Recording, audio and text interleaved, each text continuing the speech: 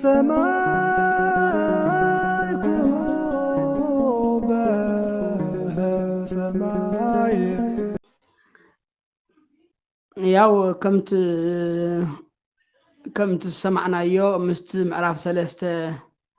ካብ ቁፅሪ 7 ኣቢሉ ጀሚርዎ ዝነበረ ንዕኡ ምቕፃል እዩ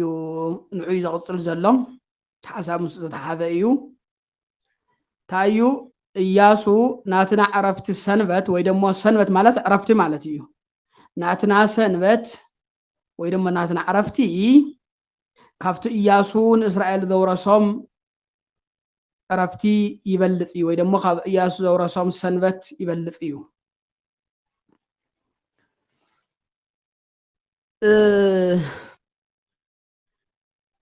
ያው ዝህዝቢ እዚ ናብ 430 ዝኣክል ኣብ ዓዲ ባርነት ነይሩ ድሕሪኡ ድማ ን40 ዓመት ዝኣክል ፈቐድኡ ኸርተት ዝበለ ህዝቢ ናብ ዕረፍቲ ቦታ ኣትዩ እዩ ዕረፍቲ ትበሃል ዘላ እዚኣ ከነኣን እያ ወይ ደሞ እታ ሒዞማ እኒአው ያው እታ ዝነብራ እስራኤል ትፍለጥ እስራኤል ኢየሩሳሌም ዝማእኸላ ገይራ ማለት እዩ እዚ እውን ዕረፍቲ እዩ ማለት ምክንያቱ ጠቕላላ ካብ መጽሓፍ ኢያሱ 10 እስካብ 20 ዘሎ ጠቕላላ ኢያሱ ነቶም ኣብዝሖም ህዝቢ እዚ መቸም ኣብቲ በረኻ ክንደይ ከርተት ዝበለ ህዝቢ እዩ ምስ ክንደይ ነገስታት ተዋግአ ምስ 31 ዝኣኽሉ ነገስታት ዝተዋግአ ህዝቢ እዩ ኣብ ልዕሊኡ ድማ ን40 ዓመት ከርተት ዝበለ ህዝቢ እዩ እሞ በቲ ድማ ካብ ብናይ ግብፂ መግዛእቲ ኣንገፍጊፉ ኣንፀርፂሩ ዝነበረ ህዝቢ ዕረፍቲ ተባሂሉ ምንም ኣብዝሓ ወለዶ እቲ ዓብይ ወለዶ እኳ ጠፊኡ እንተኾነ ኣብቲ በረኻ ተሪፉ እንተኾነ ቶም ካብ 20 ታሕቲ ዝነበሩ ወለዶታት ግን ነታ ኣቦቦታቶም ተስፋ ተገበረትላ ምድሪ ብምውራሶም እዙይ ሰንበት ትበሃል እያ ከነኣን ዕረፍቲ ወይ ደሞ ዕረፍቲ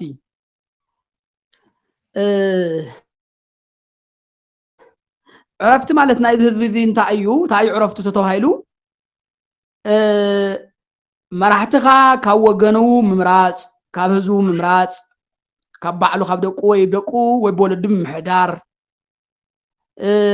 ኣምልኮቱ ብነፃነት ምፍፃሙ ተነኣሰ ብውሑድ ተኾነ ብሰላም ኣቲኻ ብሰላም ምውፃእ ካብኡ ከዓ እዚ ህዝቢ እዚ ናይ ከርተት መናብርኡ ወዲኡ ከም ስሩዕ ምንባር ዝጀመረሉ እዙይ ከነኣን ወይ ደሞ ዕረፍቲ ሰንበት ይብሎ ይበሃል ማለት እዩ ዮሃንስ ኣፈወርቅ ዕረፍተ ፍልስጥኤም ይብሎ ያብዩ ከነኣን እያ እዙይ ንምግባር ስቂሉ ምክንያቱ በተለይ ኢያሱን ኢየሱስን ዘለዎም ርክብ ብጣዕሚ ኣውዝየ የኸጉልህልና እዩ ኢያሱ መጀመርያ ስሙ ኢያሱ ኣይነበረን ኣውስየ እዩ ነይሩ ኣብ ዘፀአት 17 ዘሎ ምስ ኣማሌቃውያን ኣብ ዝገበሮ ውግእ ስሙ ቀይሩ ኢያሱ ስሙ ተቀይሩ ትግርኛ እንዲያው ኢየሱስ እዩ ዝብሎ ሓደ ይትርጉም ኢየሱስ እዩ ዝብሎ እሱ ሙሴ ኣነበረኻ ኣብቲ እምባ ወፅየ ክፅልእ እየ ንስኻ ግን እቲ ዝመሪሕኻ ክትዋጋእ ኢሉ ኣዚዙ ሙሴ ኢዱ ክዓፅፍ እንተሎ እቶም ኣማሌቃውያን ይስዕርዎም ሙሴ ኢዱ እንትዝርግሕ እንተሎ ግን ቶም እስራኤላውያን ይዕወቱ ስለ ዝነበሩ ናይ ሙሴ እዳው ደኺመን ስለ ዝነበራ ምንታን ከይዕፀፋ ብቲን እምኒ ኣቕሚጦም ኣሮንን ሆርን ዘፀአት 18 ኣካባቢ ዘሎ መሰለኒ ኣሮንን ሆርን እዳው ዘርጊሖም እስካዕ መዓልቲ ናይ ሙሴ ኢድ ሙሉእ መዓልቲ ተዘርጊሐን ውዒለን ودما إياسو إسرائيليان تعويتهم مالتيو عبز جزية زينيرو موسى خاب أوسى ناب إياسوس ويدما ناب إياسو سمو تغير له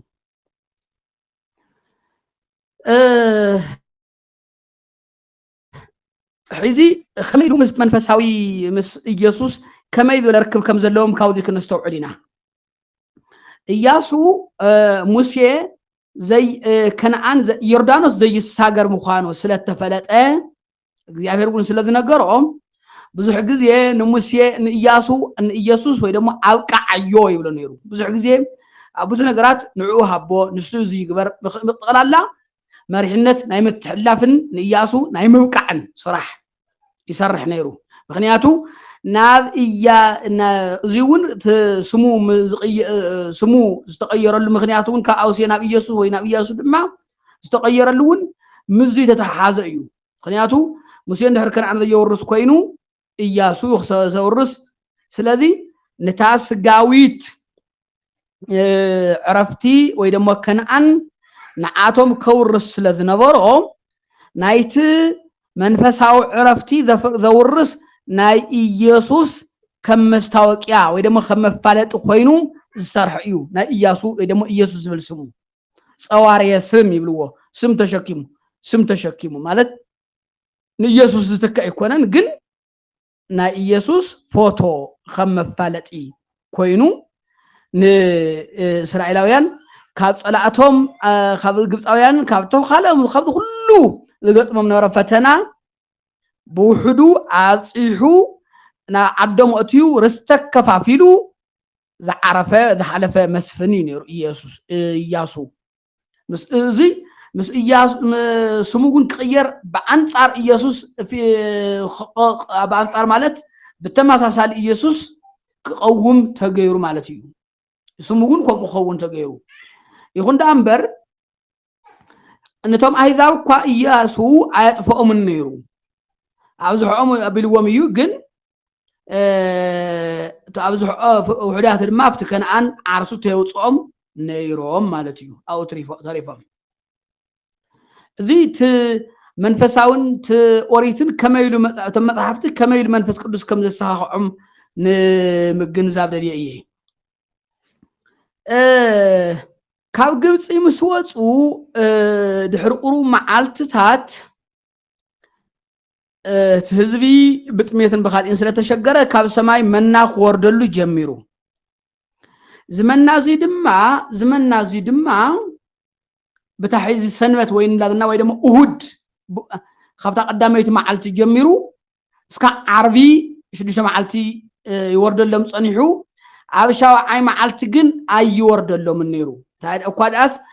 عربي نخلت معلتي زا اخلم ك اريو تغيرو اما جمريا تايلوم نيرو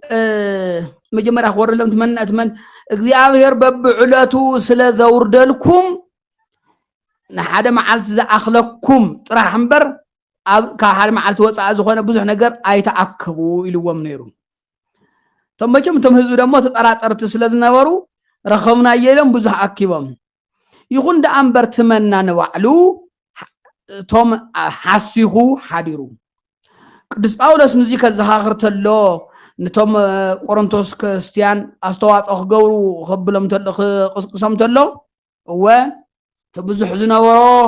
آية رفن توحد زنورو ون آية قدلن إلو تداريو نيرو مسيون كمان ذلكم عامت أنياتاتيكم مقذي أبهر بب معال تخور دلكم يديولكم من إلو تقطعوهم درو نشدوش معال توريدو تمنى شو عي معال تعرس لدنا بري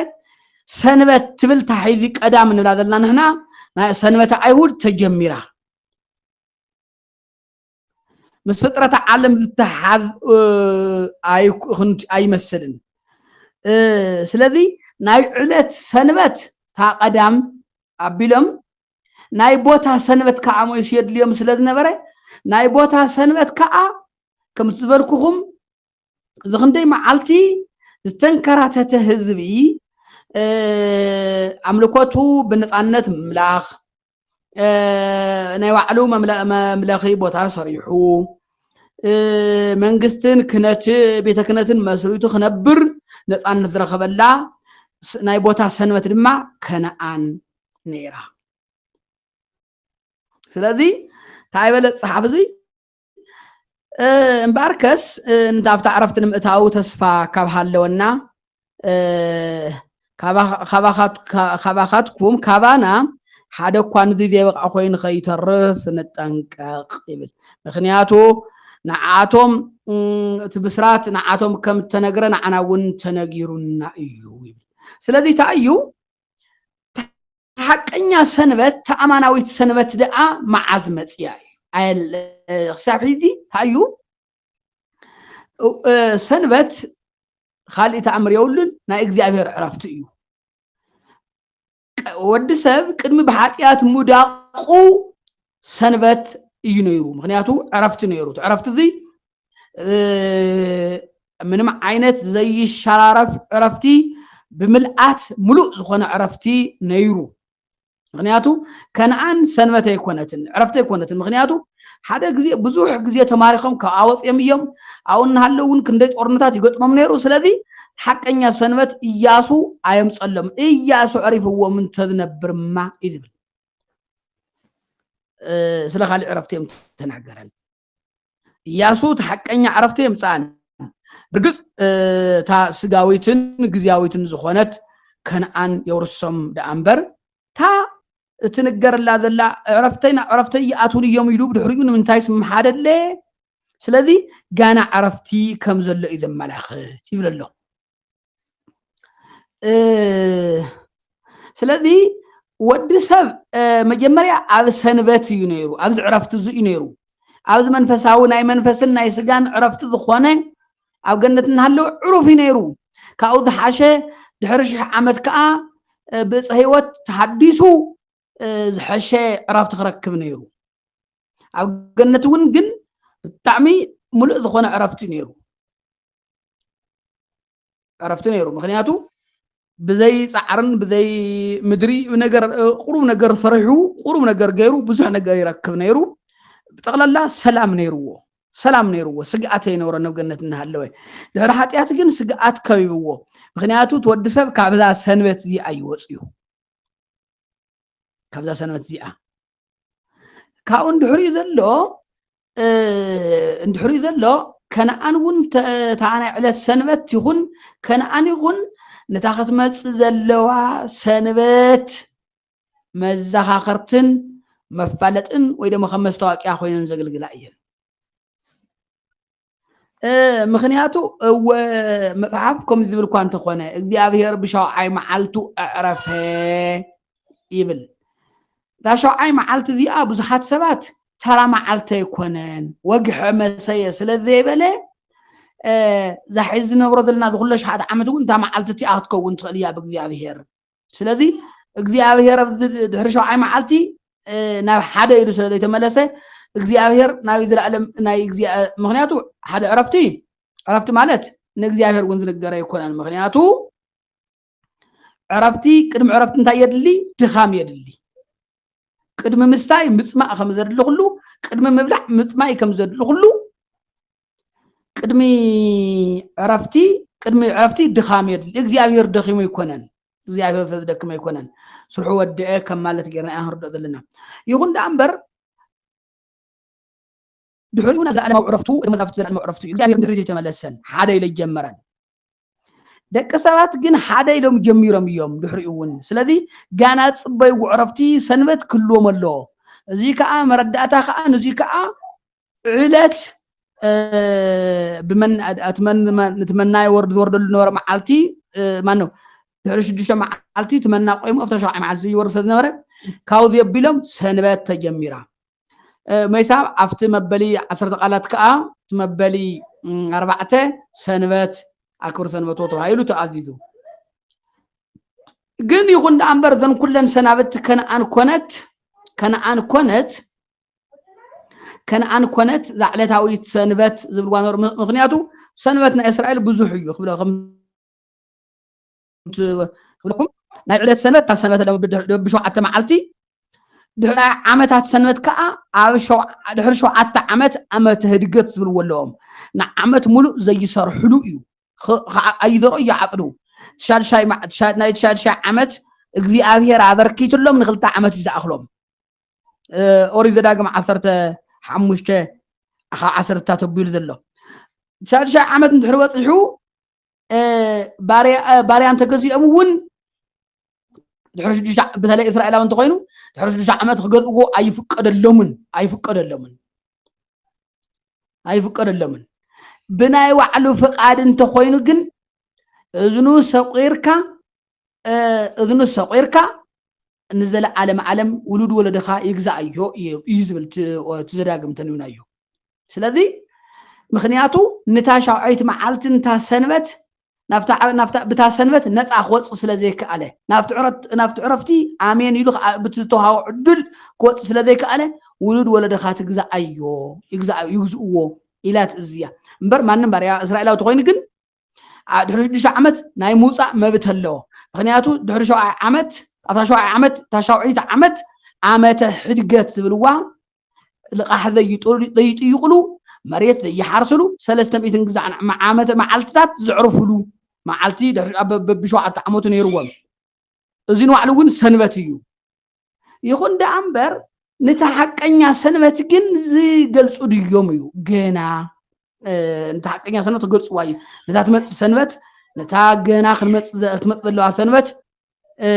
ነታ ዝወፁላ ሰንበት ንዓዮም ዝክር ዘለዎ እምበር ሓቀኛ ሰንበት ኣይተረኸበትን ኢያሱ እውን የምፃን ዋላ ናይ ኢየሱስ ዝብል ስም ይሓዝ ዳ እምበር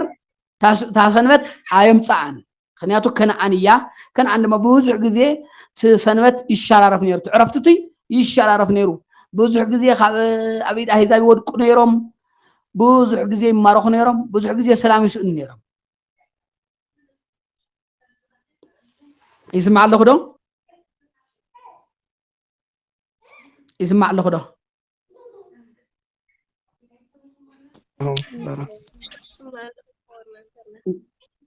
يسمع له هو يسمع له ስለዚህ ኢያሱ ስለዚህ ዕረፎም ዳዊት ድሕሪ 500 ዓመት ፀኒሑ እግዚአብሔር ድምፁን ሰማዕኹም ከይት ልብኹም ኣይፅናዕ ኢሉ እንታይ በሎም ነትናይት ወለዶ እግዚአብሔር ካብቲ ነትዕረፍተይ ኣቱን ኢሉ ተምሓለሉ ህዝቢ ካብኡ ከምልጡ ወይ ድማ ካብኡ ክድሕኑ ከም ዘለዎም ነገሮም ምክንያቱ ዘመላኽት ገና ዕረፍተሎ እግዚአብሔር ዝወሰና ሓንቲ መዓልተላ ዝዕረፍቲ እዚኣ እውን ትኾነላ ጋደ ትኾነላ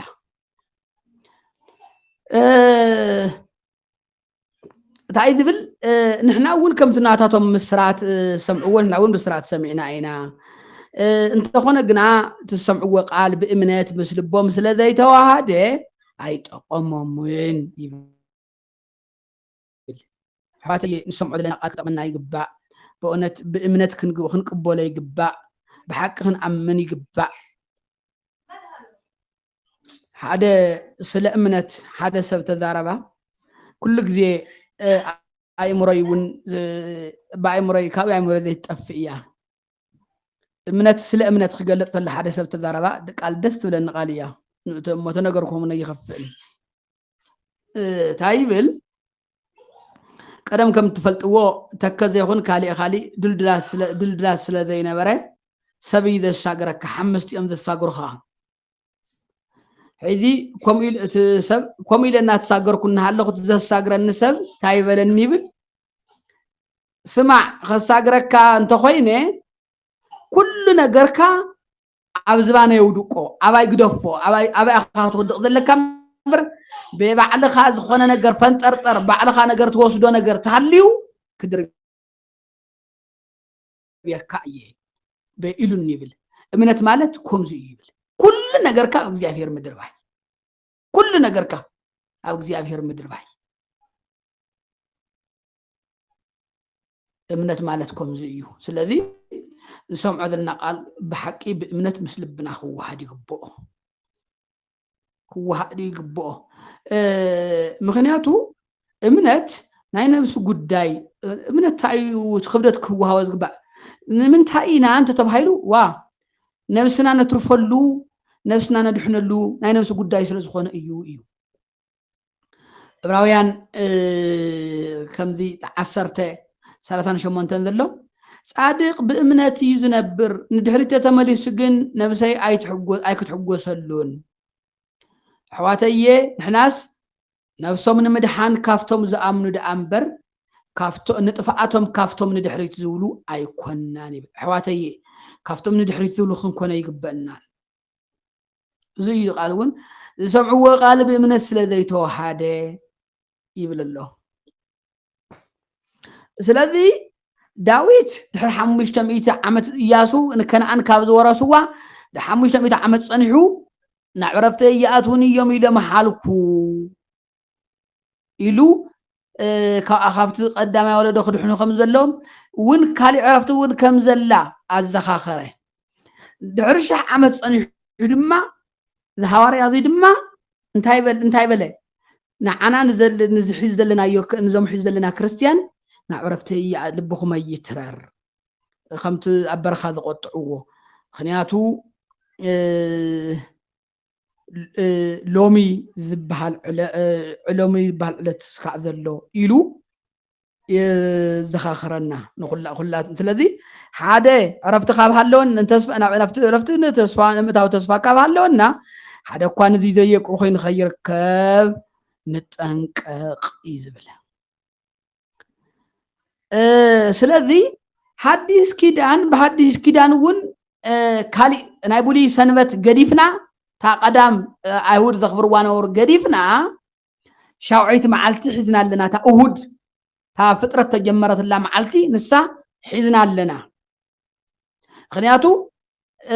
أيهود مس فترتهم ويدم مس منا مرادم التحيزم ما انتقينهم مخنياتو نحنا خان ما إننا نبل ذلنا نتداقم تفترنا له بكريستوس بناي كريستوس دم تحاسبنا داقم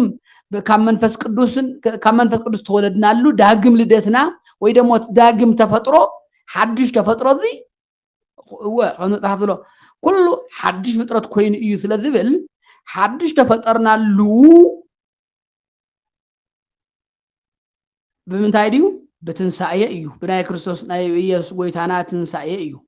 يسوع كريستوس قدام أما قبرو عيدو سنبت تنا سنبت وهود نلانا تا مجمرتا معلت فترة تجمر الله نسا سنبت تبهايلو زي عين حزنا زي حزنا لنا زي أنا خبر لنا ناتنا علتاويت سنبت قدام تكونتس تا سنبت زي تان لذلنا تحزني حزن انت كمل لذلنا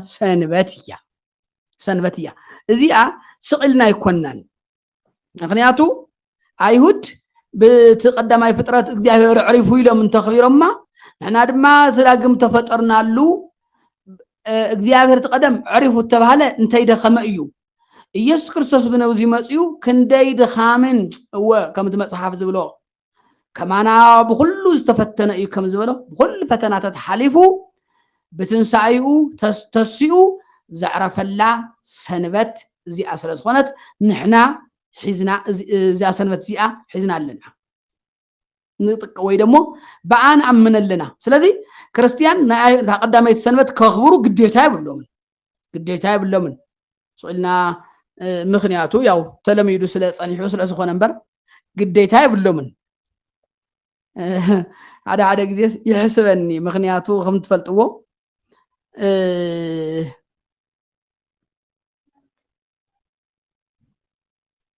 ድሕሪ ግዜ ዓረብውን ንእስልምና ክንእትብል ተሃገር መቸም ተጽድቀቶ ዕረፍተ ጎረቶ ይተርፍንያ ኢለ ሓስብ ኢለ ባይምሮይ عربي عرفت تجورته أي ترفنيا كأنا مغنياتو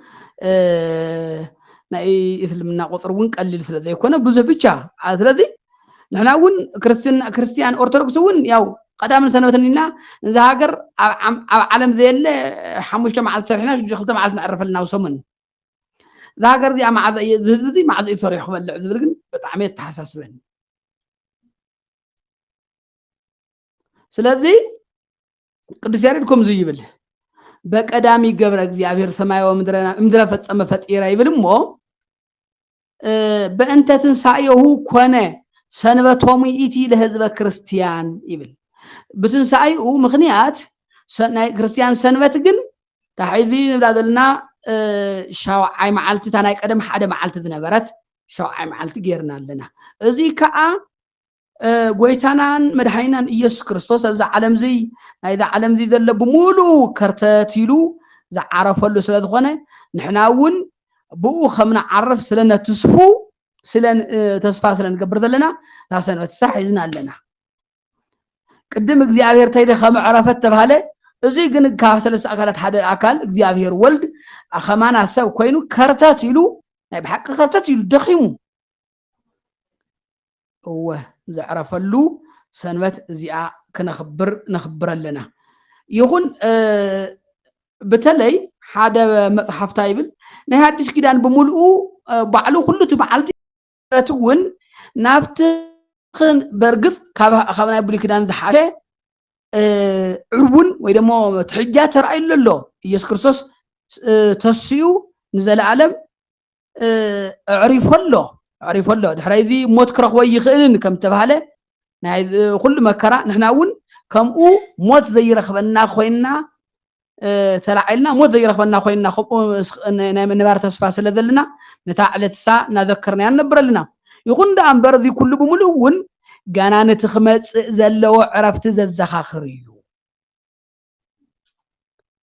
كالي عرفت لنا خاوي ذحشه أو ذي ما عرفت لكم كوي تبهلنان مكر لكم صنعوا أنا نعلم سعر يذلنا ذوات هذه إذا علم ذي نا عرفت يكون برقط نا منفس عرفت لنا يكون ده أنبرجن نتا نطبع هذا لنا عرفت جن بحقنا وإذا ما بتمال أنا قرر قلت سنبت جن يكون جانا سنبت لنا يطبعنا له هاي ذات مذهب هاي ذبل باركز نزب እግዚአብሔር عرفتي قريلوم الله ይዝብል ከም ዛ عرفتي ዝኾነት عرفتي መዓልቲ እግዚአብሔር ዝወሰነ عرفتي ከም ዘላ ጳውሎስ እውን ናብ عرفتي ይኣቱ እዮም ኢሉ መሓለ ኣይመበለን ነይሩ ስለዚ ጋና ንጽበያ ሰንበት ዘንሒዝ ሰንበት ነኽብሮ ዘለና ይኹን ጠቕላላ ሓድሽ ኪዳን ብምልኡ ሰንበት ተንብለውን እንተበልናዮ እውን ግን ናብ ዕርቡን ዝሓሸ ትሕጃ ቀብዲድ ኣይኸውን እምበር ናፍቲ ዓርሱ ተማልአ ሰንበት ኣይኮነን ናፍቲ ተማልአ ሰንበት ክንኣቱ ግን በኢየሱስ ክርስቶስ ተስፋ ኣለና ልክዕ ንሱ ካብዛ ዓለም እዚ ድኻም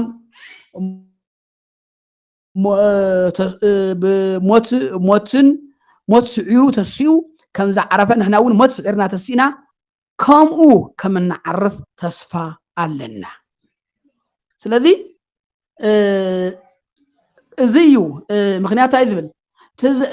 ናፍቲ ዕረፍቲ ዝኣተወ ልክዕ ከምቲ እግዚኣብሔር ዘዕረፈ ንሱ እውን ክዕርፍ እዩ ይብል እሞ እምበኣርከስ ከማኣቶም ከይንወድቕ ንሕና እውን ናብ ዕረፍቲ ንምእታው ንጓየ ወይ ንቀላጠፍ እዩ ዝብል ብሓቂ ብእምነት ክንቀላጠፍ ይግባእ ክንቀላጠፍ ይግባእ ብዙሕ ብቀዳማይ ኣብቲ ምዕራፍ 3 እናሃልና ብዙሕ ስለ ዘውጋዕናሉ ነዚ ኣቕሊ ለቢለ ክሓልፎ እየ ቅፅል ኣቢሉ ቃል እግዚአብሔር ሕያውን ዝሰርሕን እዩ ይብል ቃል እግዚአብሔር እወ ሕያው እዩ ሕያው ምዃኑ ዝፍለጥ ሕያዋን ፍጥረታት ኣምፅኡ እዩ ሰብ ዝበሃል መላእክት ዝበሃሉ ፈጢሩ ሕያው ስለ ዝኾነ ሕያዋን ገይሩና ይነብረሎ ሕያው ካብ ዘይምንባር ናብ ምንባር ኣምፅኡና እዩ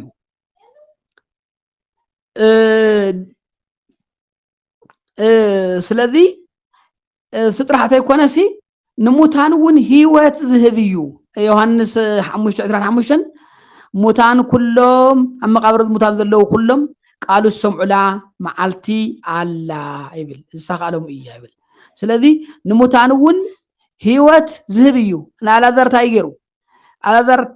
ውፃእ ካብ መቃብር ተንስእ ኢሉ ዘተንስአ ቃል ሕያው ቃል እዩ ዘተንስአ ቃል እዩ ስለዚ ቃል እግዚአብሔር ሕያው እዩ ሕያው እዩ ቃል እግዚአብሔር እንዛ ዓለም እዚ ዘምፅእ ካብዚ ምንባር ናብ ምንባር ዘምፅእ እዩ ካብዚ ካብ ምንባር ናብ ዘይ ምንባር እውን ዝሕልፍ እዩ ምክንያቱ መጽሓፍታ እዩ ዝብል ቃል ዓለም ኩሉ بقال እግዚአብሔር ከም ተፈጠረ ንአምን ይዝብል ዕብራውያን 11 ስለዚ ቃል እግዚአብሔር ስለዚ ነፍስን መንፈስን ዝፈላሊ አሁን ካብ ክልተ ሰይፊ ካብ ክልተ አፍ ካብ ዘለዎ ሰይፊ ዝበልሕ ይብል هو ብጣዕሚ ክልተ አፍ ካብ ዘለዎ ሰይፊ ዝበልሕ እዩ ክልተ አፍ ዘለዎ ቃል እግዚአብሔር ምክንያቱ ሓደ ጸላእነት ቀዕሉ እዩ ካብ ጸላእ ከይጥቅዕና እውን ንከላኸለሉ እዩ በተለይ ድማ ጸላእን ምጥቃዕ ንጥቀመሉ እዩ ኤፌሶን 6:10 ካብ ዝብል ዘሎ ውግኹም ምስ ስጋውን ደማውን ኣይኮነን ታዲያ ምስ ኩሎም ናይ ጽልመት ገዛእትን አጋንንትን ይብልሞ ናይ መንፈስ ቅዱስ ሰይፍ ሓዙ ንሱውን ቃል እግዚአብሔር እዩ ይብል ስለዚ ቃል እግዚአብሔር በሐቅ ሰይፍ እዩ ኢየሱስ ክርስቶስ ምክንያቱ ጸላእና ነጥቅዕሉ ጸላእና ዲያብሎስ ነጥቅዕሉ እዩ ኢየሱስ ክርስቶስ ነቲ ዝፍቱና ነበረ بقال እግዚአብሔር ይረትዕዎ ወይ ደሞ አጥቂዕዎ ዘን እማን ዚአን እንጀራ ኾና ወይ ደሞ አዝዝ ስለተሎ አይ ሰብ ኩሉ ብንጀራ አይነብርን بقال ዳአኻው እግዚአብሔር ብዝወጽ ቃል እምበር ኢልዎ ነይሩ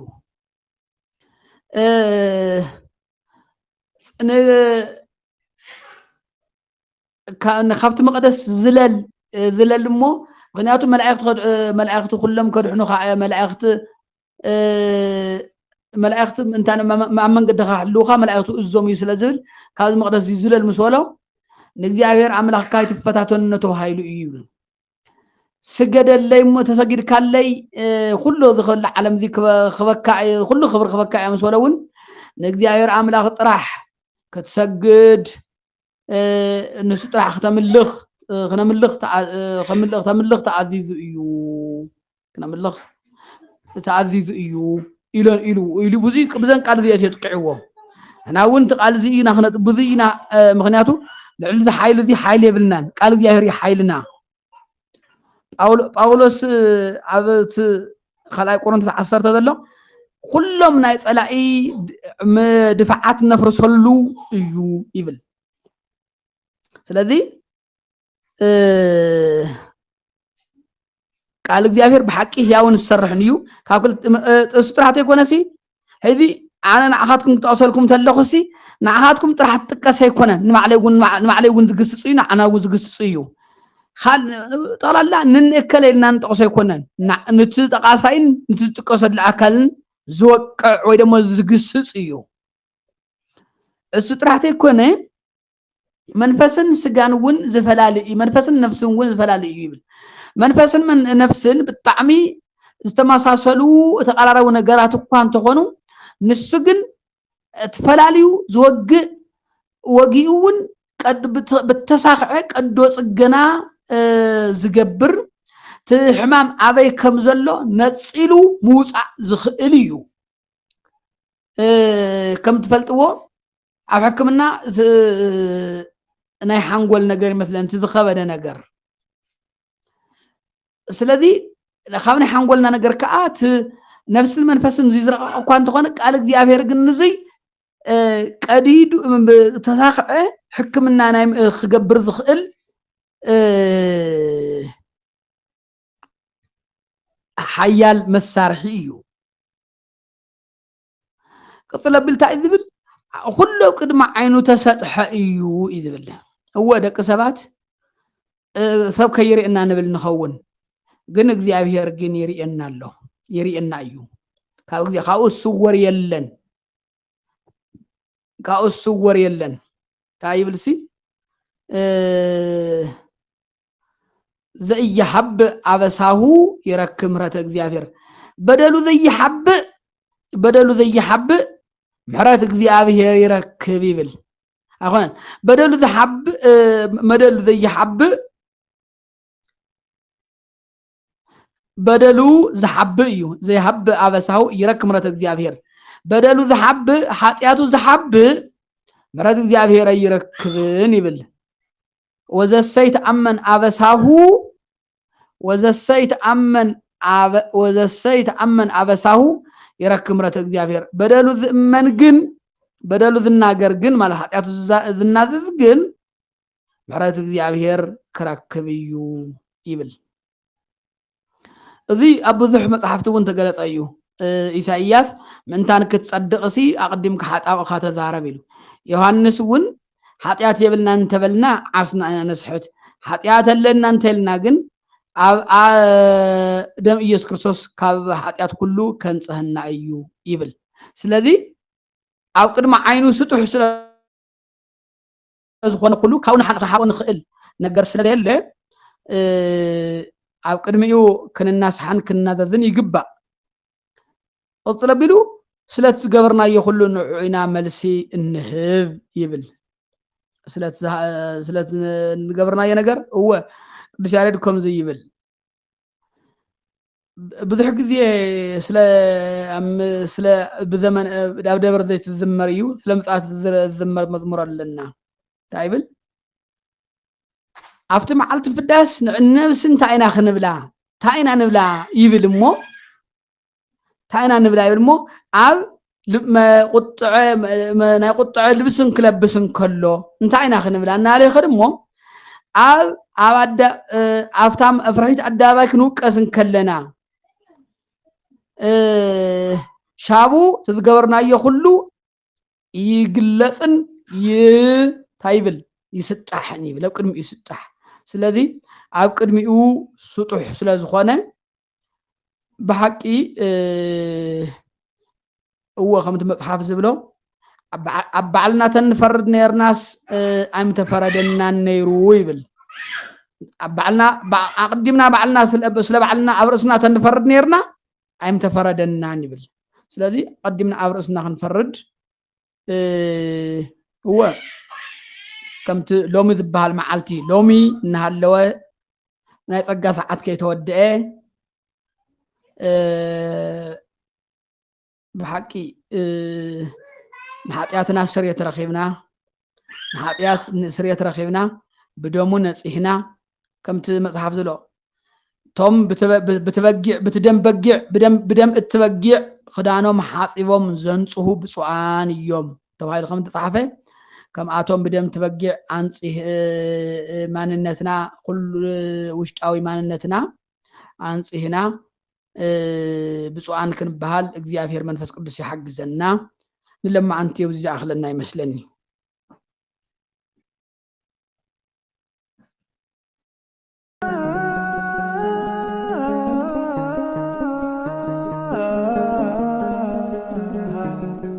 the summer